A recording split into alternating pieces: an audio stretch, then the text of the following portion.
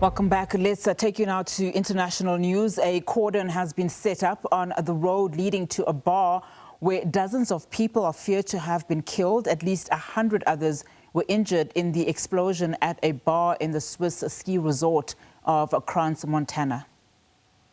The fire broke out in the early hours of the morning in a bar packed with revelers celebrating the new year. Many of the victims are believed to be tourists from several countries. Now, the injured are said to be in a serious condition with severe burns. Many of the dead were burnt beyond recognition. Authorities say the incident is not considered as a terrorist attack. Staying with international news, Israel has announced that several international humanitarian organizations operating in Gaza will have their licenses suspended from the 1st of January 2026, that's today, for failing to comply with new registration requirements. Now, aid groups warn the decision could deepen the humanitarian crisis with growing concerns around famine and a collapse of healthcare services in the territory. Well, joining us to unpack the implications is Thembisa Fakude, a senior research fellow and director at Africa-Asia Dialogues. Thembisa, very good afternoon to you. Happy New Year. It's not as happy, though, when we talk about areas like the Middle East, particularly when you look at Gaza. Let's talk then about the magnitude of this decision, Israel announcing it will suspend the licenses of several international humanitarian organizations from today. From your understanding, what exactly are these registration requirements, if you know, and just how significant is this particular move? Well, this is very, very significant in a region that is in desperate need of assistance.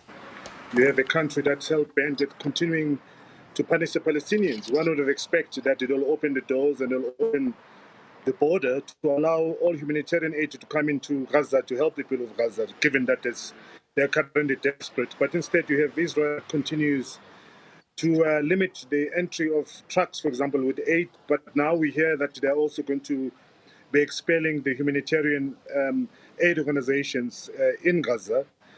So this is a government that is not in sync, and it's totally tone deaf in terms of what's going on, but at the same time digging in its heels in terms of continuing with this genocide.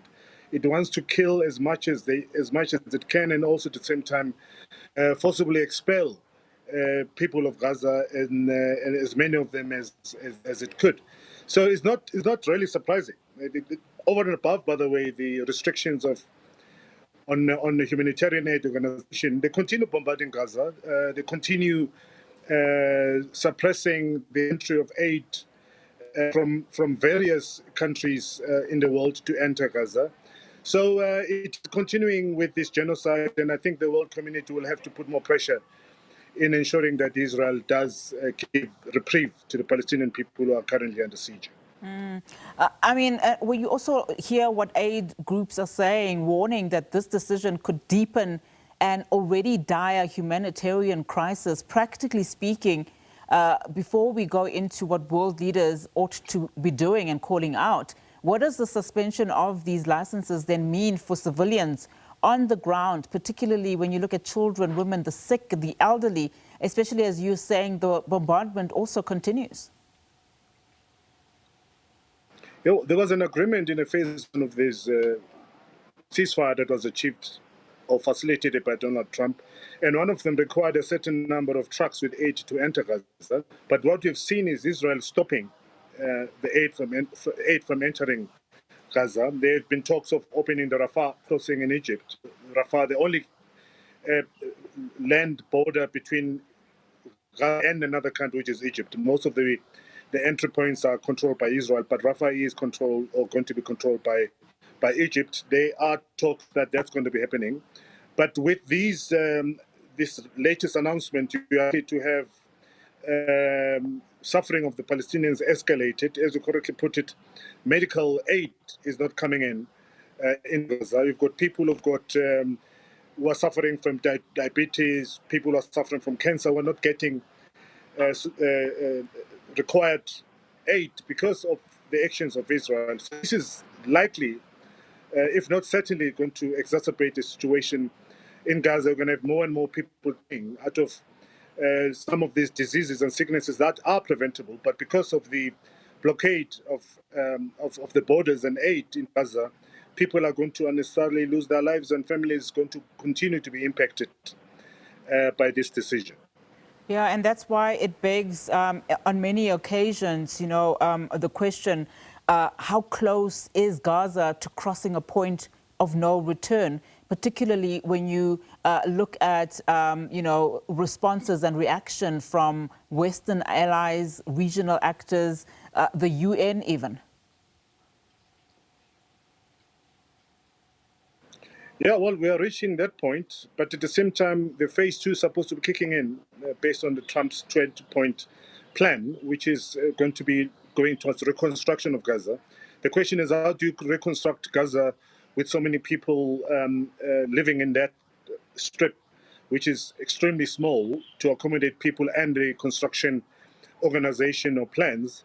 So let's wait and see what's going to be happening. But Gaza has reached a point now of no return. And I'm afraid, I think even the organizations that have been pushing back on Israeli genocide, including Hamas and Islamic Jihad, they've reached a point now of not seeing the benefit of them ceasing fire, nor continue negotiating with the Israelis, because Israelis are not listening, are tone deaf, and they don't want to realize or and recognize the strife of the people of Gaza.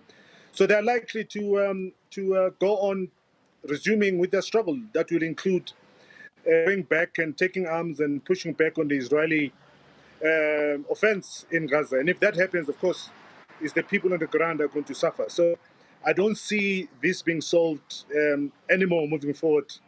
Peacefully, I think you're likely to have Hamas, Islamic Jihad, and other organization exerting pressure militarily while these other efforts are going place, because clearly Israel is not interested in solving this problem. That is so unfortunate to hear, especially because I was going to ask you, Thembisa, is there any realistic leverage, the international community can still have or still use to reverse some of these decisions and to soften some of these decisions that have been taken? It looks like they've already been met and there is no hope in sight. Well, the international community, led by countries such as Qatar and Egypt, have been trying to speak sense into Benjamin Netanyahu, but he's certainly not listening. The only person he seems to be listening to is Donald Trump. And one hopes, of course, after the meeting they've had a couple of days ago, that there will be some changes in his thinking. But it doesn't seem that Benjamin Netanyahu wants to see peace. In fact, he's hell-bent at expelling the Palestinians, he's hell-bent at continuing with the genocide. So United Nations and other nations, including those that have recognized the Palestinian state, they can't really do much and speak sense to Benjamin Netanyahu, because he has made up his mind. We're all watching genocide unfolding, real time on television, people killed on a daily basis, bombarded, women and children bombarded, and elderly bombarded on a daily basis. There's been noises, protests around the world, but still we have this a man in the form of Benjamin Netanyahu who continues to with his brutality and genocide in Gaza. And I don't think he will ever listen to anyone. We have gone past that point. He's going to continue with what he wants to do, which is genocide and the total elimination of Palestinians. And only Donald Trump can speak to him, but even Donald Trump is struggling to speak to him, because, there was that ceasefire, but even during the ceasefire, since it started, 400 people have already been killed. He continues with his bombardment.